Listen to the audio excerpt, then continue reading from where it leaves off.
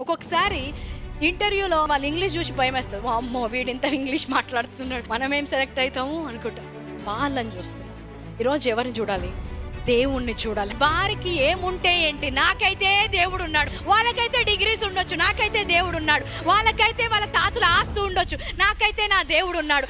బలవంతులైతే ఏంటి, నా బలము క్రీస్తే. జ్ఞానవంతులైతే ఏంటి, నా జ్ఞానము దేవుడే. వారికి ఏమున్నా సరే నాకైతే, అందరూ చెప్పండి, నాకైతే నా దేవుడు ఉన్నాడు. సరిపోతుందా? అది చాలా. నా కృప నీకు చాలును. ఎలాంటి పరిస్థితుల్లో ఉన్నా ఏం చాలంట? నా కృప నీకు చాలు. కృప గల దేవుడు నాకున్నాడు. వారికైతే డబ్బు ఉంది, ఎంత డబ్బన్నా పోసి వాళ్ళు బ్రతికించుకుంటారు హాస్పిటల్స్కి వెళ్తే. మరి నీకు? నాకైతే నా దేవుడు ఉన్నాడు.